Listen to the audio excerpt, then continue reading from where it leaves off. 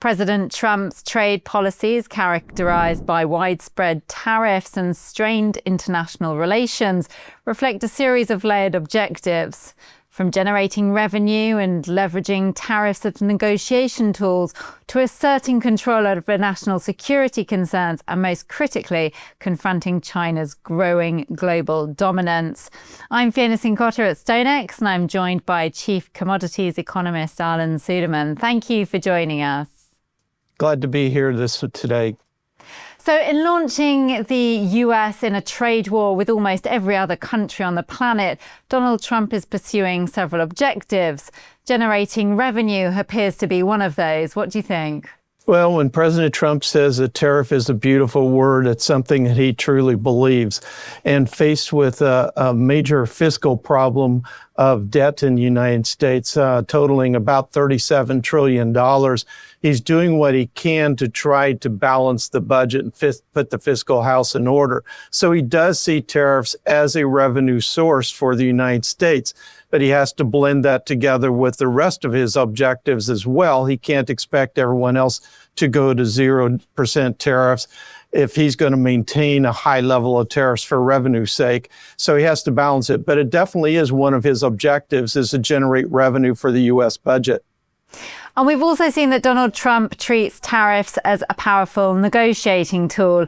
I guess that's been very clear given that we've seen the threats for 50% trade tariffs on the European Union just today. What's your take on this?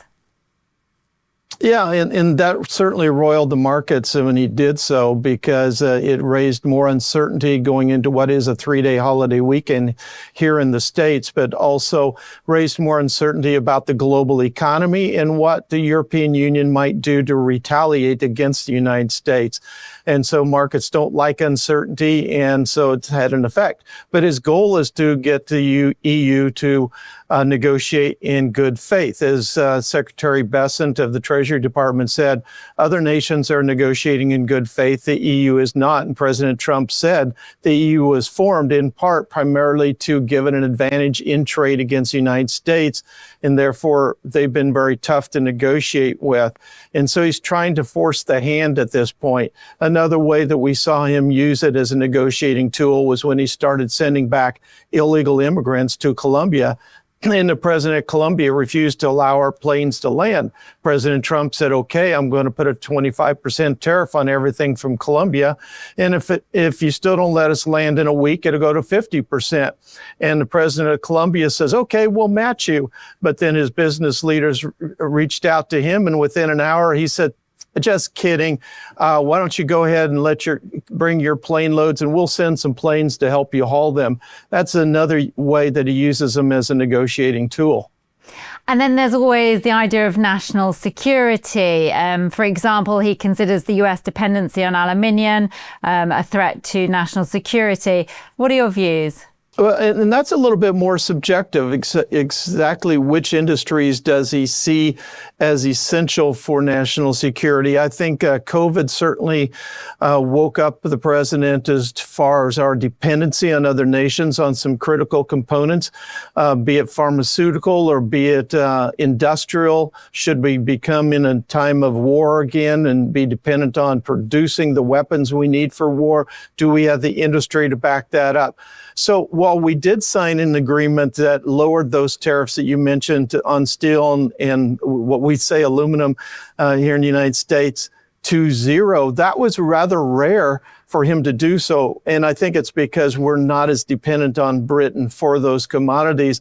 But when it comes to Canada and Europe, I think he'll stand fast on those, and that'll make it a little bit tougher negotiating with Canada and the European Union. And would you say the most important objective of them all is to contain China? Yeah, I would definitely say that. Wrapped up in all of the agreements, I expect to be wording that would help contain China. And what do I mean by that?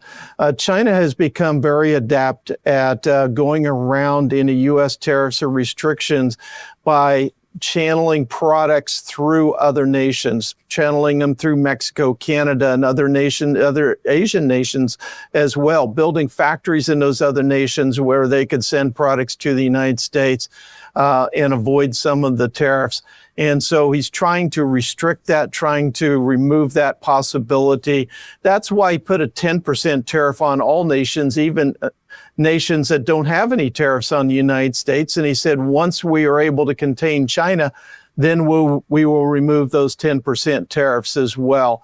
So ultimately, containing China's aggression, China has stated that they want to be the number one economy and the number one military, and they see those two as non-interchangeable, non-separable.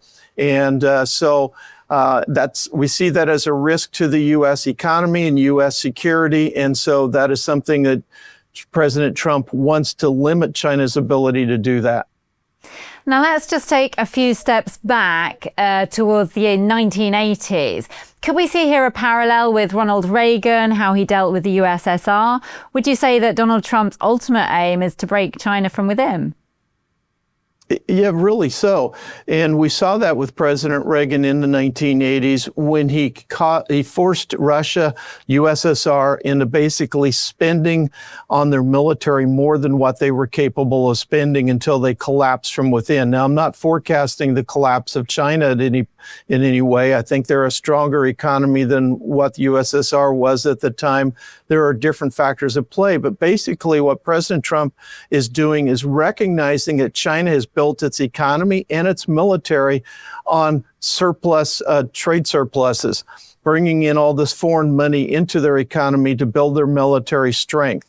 And so if he can rebalance those trade surpluses, he can limit their ability to grow as an economy, but also limit their ability as a military to be aggressive in the world. And so that's what he's trying to do through these trade agreements. It's interesting to note China's having to stimulate their economy at a time they're already weak in order to sustain their economy during this trade war that they're in with the United States. And so that's putting them greatly in debt. They run most of their debt through their local government units. And the latest data I've seen is from March when we saw their debt levels grow by 20% over a year ago levels, and that's continuing to expand. They're also propping up their stock market because the stock market strength is seen as a measure to investors of whether they want to invest in China or not, and also gives consumers confidence. And so they're propping that up. We're watching the money flows come from state-backed funds to try to prop up their stock market, and they're even having trouble doing that. All of that adds to China's debt load, which limits its ability to really reach its objectives. Excellent. Well, fascinating analysis as always. Thank you very much for joining us today, Arlan. For more videos like this, please do like and subscribe.